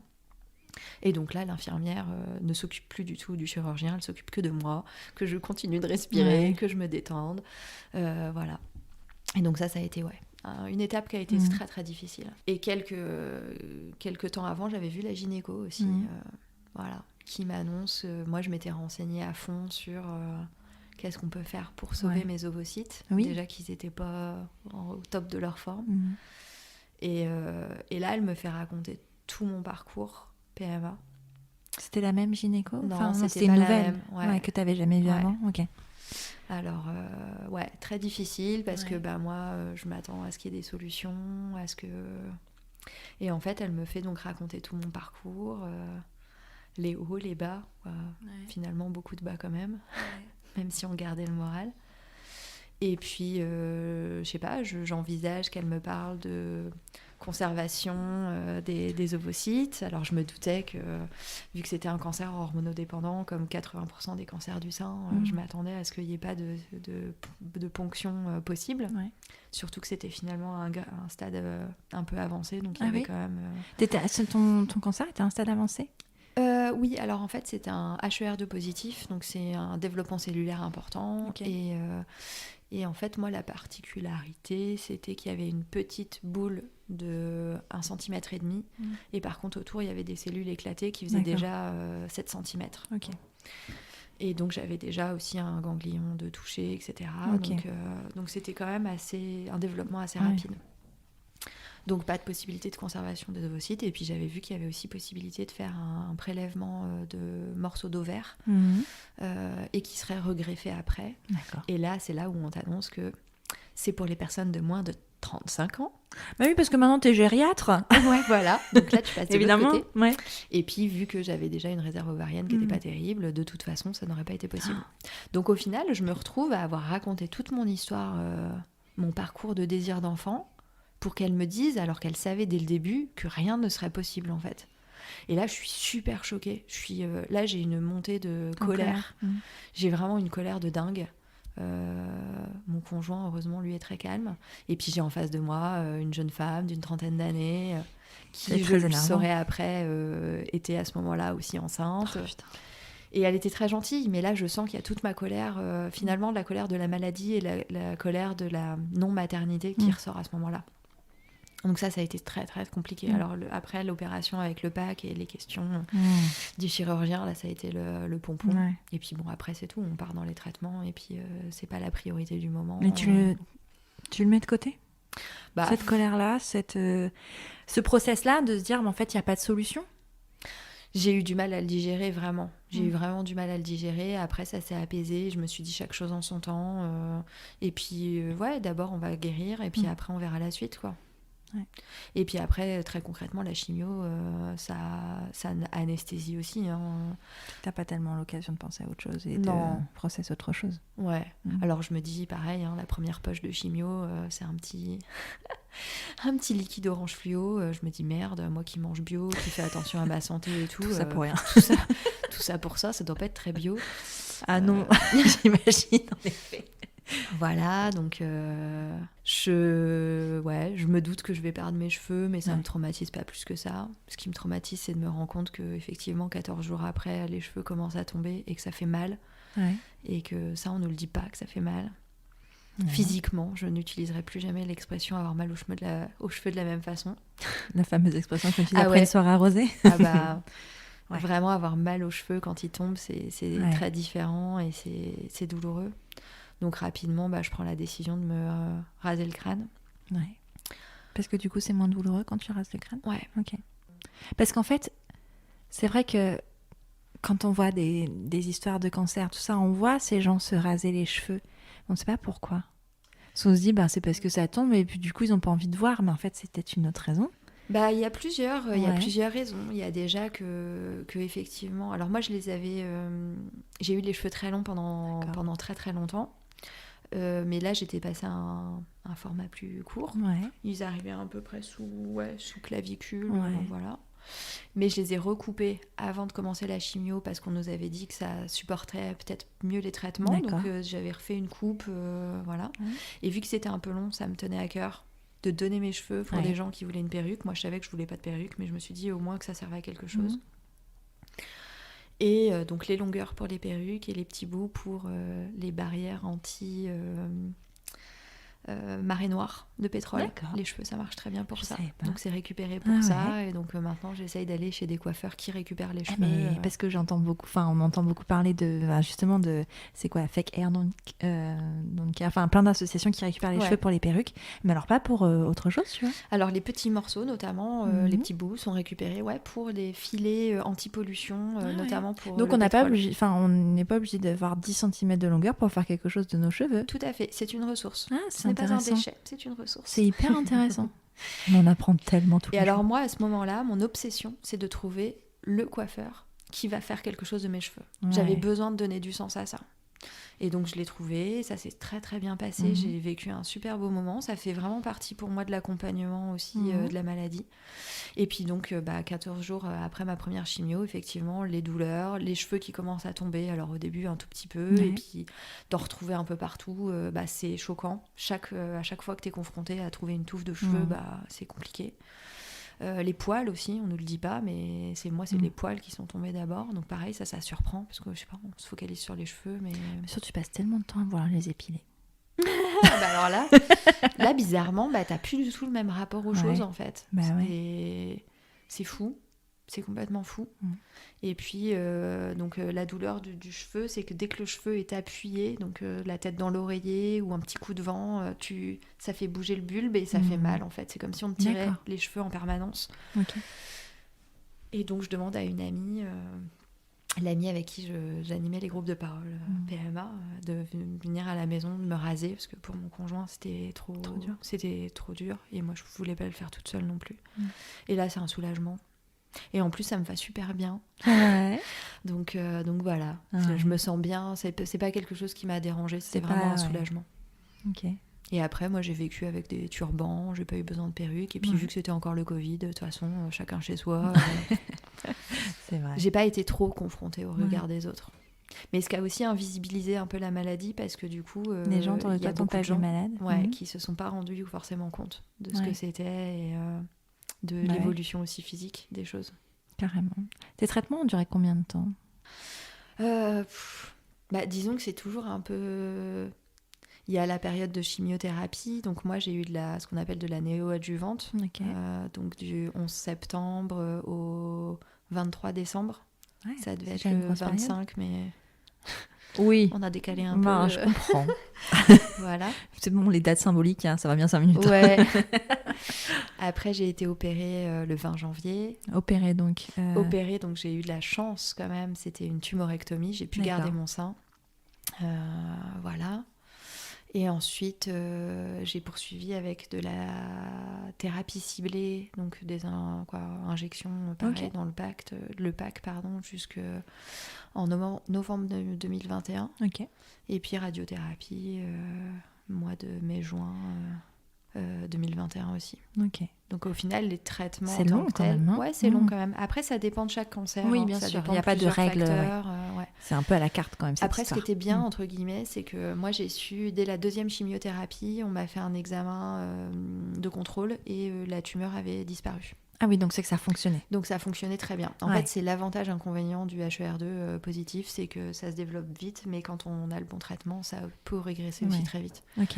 Donc, quelque part, j'ai été rassurée relativement rapidement. Ok. Donc Voilà. tu savais que ça avait un sens de passer par tout ça aussi, que Ouais. le résultat était visible assez rapidement finalement. Ouais. Ok. Après, ce qui est un peu frustrant, c'est que ça ne change rien au protocole. Oui. On va au bout du protocole Oui. quand même. Ça veut pas dire qu'au bout de trois séances, c'est terminé, quoi. Ouais. Au contraire. Et puis c'est très difficile parce qu'en fait, c'est Covid. Ça veut dire que pas d'accompagnement en salle de chimiothérapie. Et puis toi, vulnérable aussi par rapport au Covid, parce qu'on Ouais. on a tendance à l'oublier aujourd'hui parce que on est en 2023, mais c'était il n'y a pas si longtemps que ça. Mais à l'époque, le Covid, les personnes fragiles en situation de maladie, comme toi, le Covid, ça peut être très dramatique, très vite dramatique. Donc, Ouais, donc en fait, ce qui s'est passé aussi, c'est que très rapidement, forcément, ma famille a voulu me voir aussi. ouais. On a dit, avant de commencer les traitements, donc ils sont venus passer un week-end à la maison. C'était très beau. Puis moi, dès que j'ai su que j'étais malade, j'ai eu aussi un méga contre-coup. J'ai été fatiguée tout de suite, qui n'était pas forcément lié à la maladie, qui était sans doute le choc. au choc. Et donc ma famille est venue. On avait tous, ma mère avait fait faire des bracelets brésiliens pour qu'on ait tous ce signe de soutien, qu'on soit tous reliés. Et après, on est rentré dans notre bulle. Ouais. Voilà. Parce que effectivement, la maladie, c'était le Covid, c'était compliqué. Et que donc, pas d'accompagnement en salle de chimio. Donc les copines qui disent je pourrais t'accompagner et tout, non, c'est pas possible. Les associations qui avaient habituellement pour apporter du soutien aux malades, pareil, tout en stand-by. Compliqué quand même. C'était vraiment une bulle dans la bulle. Ouais. Et en même temps, c'était d'une certaine façon, c'est les histoires qu'on se raconte aussi pour que ce soit plus acceptable, plus facile dans le sens où moi j'ai rien loupé quoi. Ouais, grave. J'ai rien loupé. Ouais. C'est-à-dire que les mariages, les anniversaires, même les Noëls, tout ça, il y en avait pas. Donc ça c'était plus facile parce que j'avais pas cette frustration. Puis le regard des autres aussi peut-être. Ouais, peut-être aussi. Tu vois, ce regard de peut-être parfois pitié ou tu vois des choses où t'as pas envie, t'as juste parfois pas envie de les affronter quoi. Du coup voilà, après j'ai eu une pensée pour toutes les personnes qui ont eu un cancer juste avant le Covid, qui étaient dans leur bulle et qui au moment de sortir ont été confrontées au Covid. Ça n'a vraiment pas dû être simple. De la même façon de juste après le Covid, parce que c'est quand même compliqué d'être dans une bulle comme ça. Et donc effectivement, après le tunnel PMA, le tunnel quand même un peu cancer. Et là que je sors... la sortie de maladie est vraiment pas facile non plus. Oui, parce qu'alors, pas beaucoup, mais... on te dit... À quel moment on te dit... que c'est fini ? Ouais, enfin c'est pas fini parce qu'il y a cette histoire de rémission où en fait t'as quand même des examens, mais on te dit, là il y a plus de traitement. Finalement, de la même façon qu'on m'avait pas vraiment dit que j'étais malade. On t'a pas dit que... Non, on te dit pas parce que c'est quoi le moment que tu prends ? C'est le moment où j'ai fait mon premier contrôle après ma 2e chimio où on me dit que c'est bon, on voit plus rien. C'est le moment de l'opération où on dit qu'il qu'il n'y a plus rien parce qu'on l'a vérifié biologiquement, voilà. C'est la fin de la thérapie ciblée. Après, on enchaîne avec l'hormonothérapie. Donc, on est encore sous traitement, on a encore des effets. Donc, en fait, on se sent pas... Puis la chimiothérapie, ça a des effets au long cours. Donc, même quand elle est finie, elle est encore là, en fait. Les cheveux repoussent, mais ça prend du temps. La peau se reconstitue, les ongles, mais ça reprend du temps, en fait. Donc, c'est pas du tout... autant la maladie, tu entres dans la maladie. Il y a un jour, il y a une heure, il y a un diagnostic, il y a un moment. posé, ouais. Autant la sortie, c'est pas du tout le cas, quoi. Et c'est très, très compliqué. C'est très compliqué de sortir de la maladie. Et moi, j'ai eu besoin de le marquer par des temps. Donc, en juillet 2021, j'étais encore en traitement parce que j'avais encore, du coup, de la thérapie ciblée. Je suis partie 3 jours en rando avec une copine dans les Flandres. Voilà, c'est les aventures du bout du jardin, comme j'aime dire. J'avais besoin de faire le point sur mon corps, sur qui j'étais, sur ce que je voulais, où j'en étais physiquement, psychologiquement, pour marquer une étape et reprendre confiance en mon corps. Et pendant toute la maladie, j'ai aussi fait des ateliers, justement, avec notamment une femme qui s'appelle Cécile. C'est marrant. Que j'ai rencontrée dans ma formation de gynécologie holistique. Et j'ai fait beaucoup d'ateliers, quelques ateliers avec elle, de reconnexion au corps. Donc c'est des ateliers que j'anime moi-même, mais que j'avais besoin là d'y être en tant que participante. Et donc des ateliers sur l'auto-exploration vulvaire, sur les seins, sur le corps, la féminité, parce que je voulais pas être en guerre avec mon corps, parce que le risque c'est ça aussi, c'est de se dire t'es en colère. Je lui en veux à ce corps qui me procure pas ce que j'attends de lui, qui me fait souffrir, voilà. Bien sûr. Et ça m'a permis vraiment de rester en paix avec lui et avec ma féminité. Les traitements s'arrêtent quand alors ? Thérapie ciblée en novembre 2021. Hormonothérapie en novembre 2022. Parce que toujours désir de grossesse et que donc j'ai une autorisation pour avoir une fenêtre de thérapeutique, en fait. Voilà, où on te met aussi un petit peu la pression. Tu as 2 ans, grossesse et allaitement compris, avant de reprendre l'hormonothérapie. Oui, parce qu'en fait, l'hormonothérapie, c'est pas compatible avec la grossesse. Non. Donc il y a 3 mois de détox, voilà. Et puis c'est conseillé de reprendre après pour se protéger du risque de récidive, etc. Mais alors, parce que tu as un cancer hormonal. La FIV et les traitements de PMA, c'est quand même beaucoup d'hormones injectées. Et voilà. Est-ce que tu penses, est-ce qu'on t'a dit, est-ce qu'on a exprimé la possibilité que ce soit lié ? Non. Alors, on le dit pas comme ça. Après, il n'y a pas de... Après, on fait des études sur ce qu'on veut bien regarder aussi. On part du principe, les médecins nous disent que y a beaucoup de gens qui font des PMA, c'est pas pour autant qu'ils déclenchent un cancer. Souvent c'est multifactoriel, donc ça peut être un terrain, ça peut être une prédisposition effectivement génétique, un terrain favorable, ça peut être suite aussi à des chocs émotionnels, et puis souvent c'est une combinaison de choses. Oui, non, mais on va pas dire que la PMA est la cause du cancer, tout comme on va pas dire que... Pour la dépression, il n'y a pas un facteur. Enfin, tu vois, il n'y a pas un facteur à chaque fois. C'est pas la question. Ça vient quand même nourrir une fragilité sur ce point, c'est sûr. C'est sûr. Ouais, carrément. Et donc, c'est là aussi où les médecines naturelles, elles ont aussi tout leur intérêt pour justement aider à détoxifier le corps au bon moment et ne pas être dans une accumulation de traitements et un corps qui ne sait plus gérer parce que trop, quoi. Et quand je te disais que quand moi je regarde mon parcours aujourd'hui, il me paraît relativement cohérent en fait avec ce que je sais aujourd'hui. J'ai toujours eu des problèmes intestinaux depuis que je suis toute petite. On sait que les intestins, c'est 80% de l'immunité. Donc à partir du moment où déjà on a ce problème-là depuis bébé, on sait que normalement ça s'accompagne dès le départ pour éviter justement des problématiques plus importantes plus tard. L'endométriose, c'est souvent lié à un excès d'œstrogène aussi dans le corps. Donc est-ce qu'on détoxifie, on nettoie, on facilite l'évacuation justement de ces déchets hormonaux suffisamment régulièrement et suffisamment profondément pour éviter justement qu'il y ait des pathologies qui s'installent. plus tu vois, le parcours PMA qui rajoute encore dessus. Donc en fait, c'est des facteurs qui vont se cumuler, plus un contexte, moi, je pense, de pré-burn-out, voilà.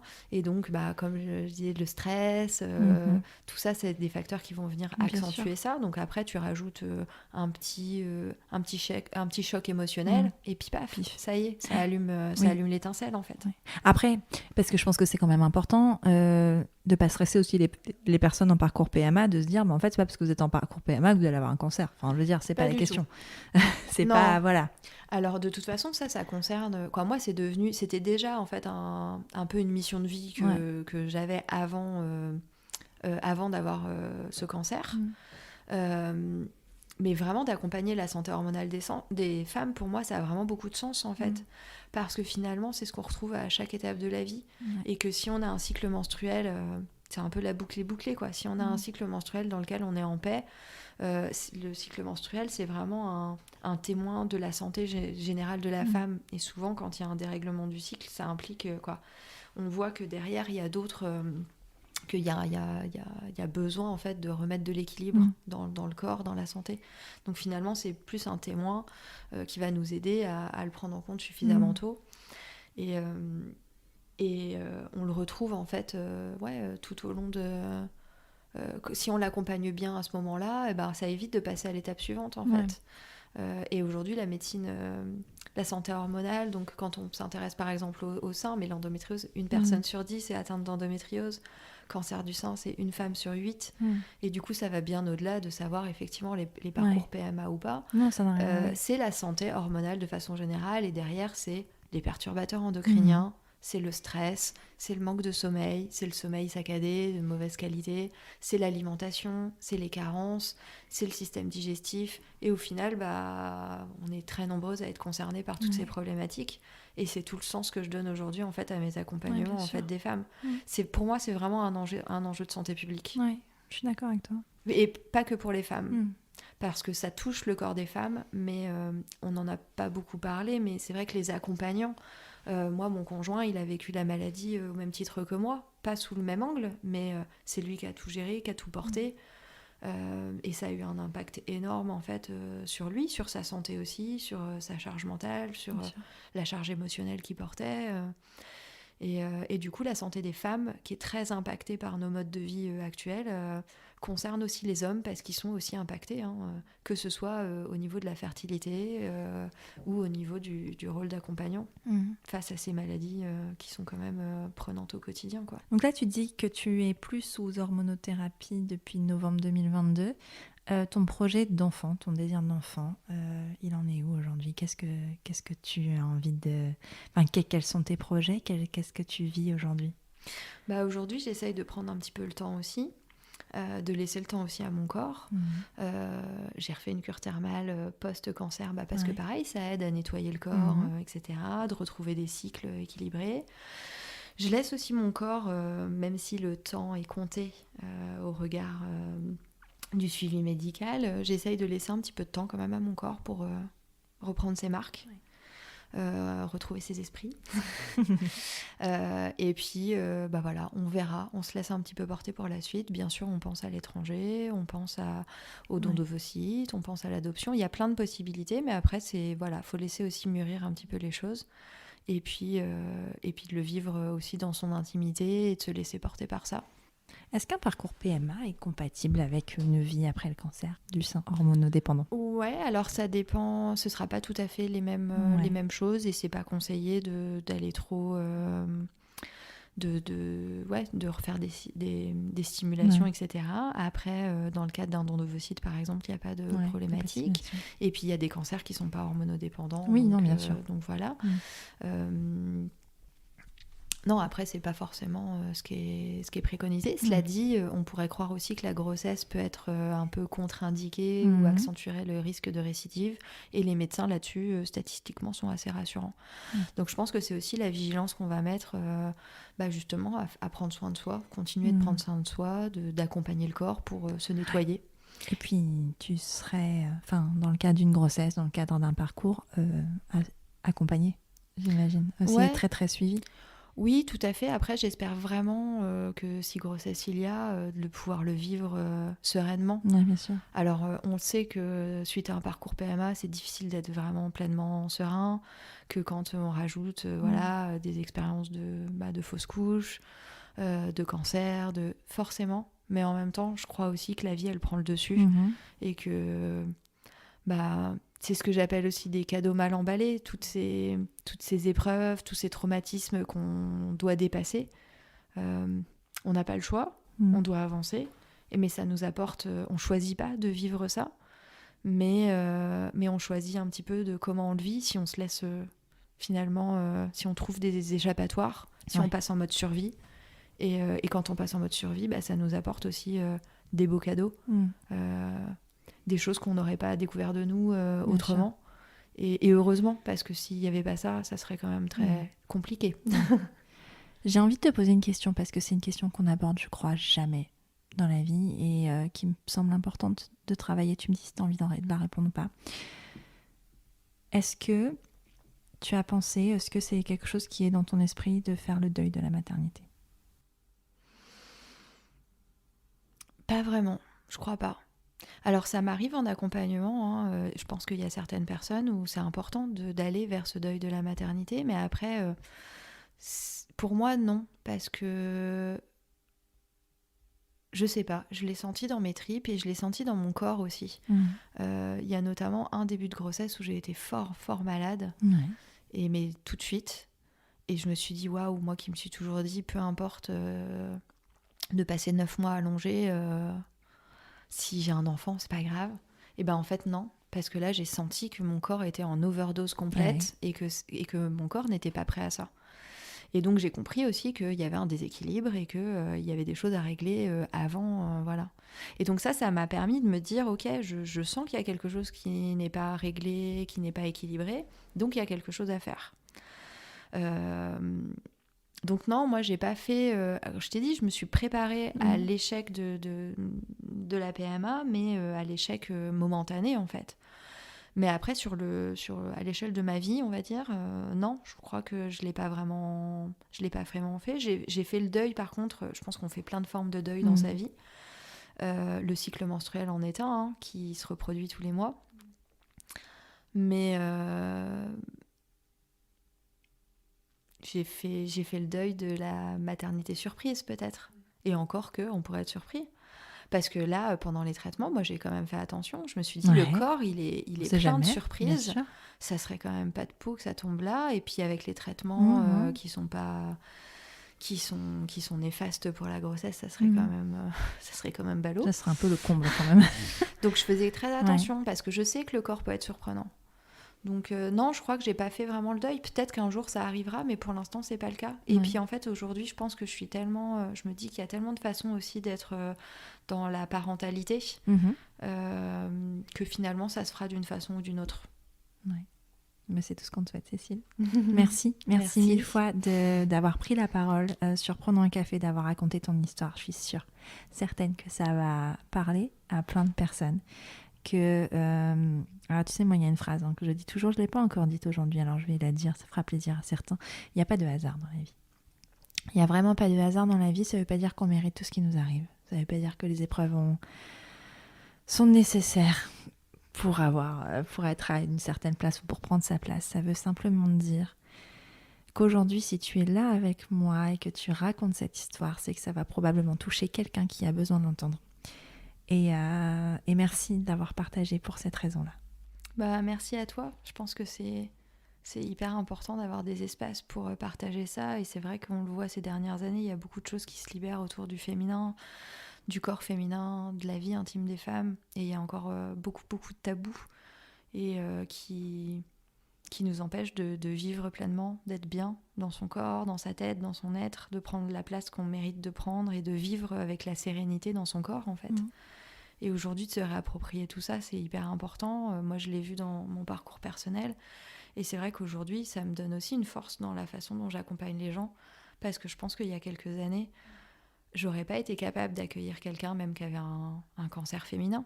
Alors qu'aujourd'hui, je les accueille avec le sourire parce que je sais aussi l'importance que c'est que quand on prononce ces mots-là, d'avoir du sourire que la vie, elle est encore là, elle est toujours là, et de pas être renvoyé uniquement en fait au drame et d'aller vraiment puiser les ressources. C'est vrai qu'un apprentissage, c'est ça, c'est de voir les ressources incroyables dont on dispose. Et ça, c'est quand même beau de les découvrir. Et encore une fois, effectivement, c'est mieux de ne pas avoir à traverser tout ça.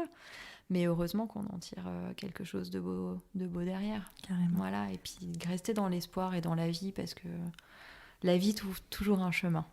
C'est vrai. Si on veut te retrouver, si on veut te contacter, si on veut voir ce que tu proposes aussi, parce que tu proposes des accompagnements, ma foi, fort intéressants, où est-ce que ça se passe ? Ça se passe sur Les Buissonnières, donc sur Instagram, sur Facebook, voilà. Et je vous accueille avec grand plaisir. Et mon mantra avec Les Buissonnières, c'est toutes différentes, toutes puissantes. Vraiment de se reconnecter à toutes nos forces qui sont là, et particulièrement en tant que femme. Merci Cécile. Merci Élise. Voilà, c'est terminé pour cet épisode spécial de Prenons un café. Je te remercie d'avoir écouté jusqu'au bout, et si l'idée du podcaston t'a plu, je t'invite à visiter le site podcaston.org pour découvrir plus d'100 d'autres associations à travers d'autres excellents podcasts. Je t'invite également à faire un don à l'association Mon Bonnet Rose directement sur podcaston.org.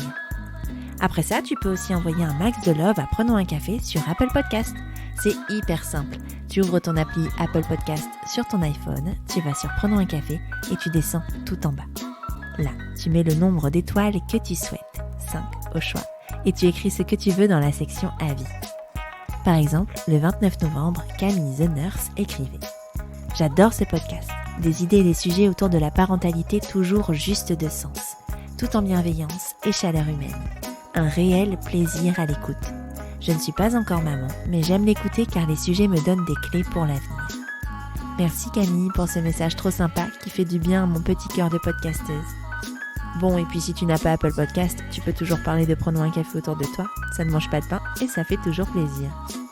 Tu es sur Prenons un café, le podcast qui parle des sujets de parentalité, mais surtout d'humanité, sans tabou ni complexe. Je te retrouve prochainement pour un nouvel épisode. Abonne-toi à Prenons un café sur ton appli de podcast préféré pour ne rien manquer. D'ici là, prends bien soin de toi. Autour d'un café.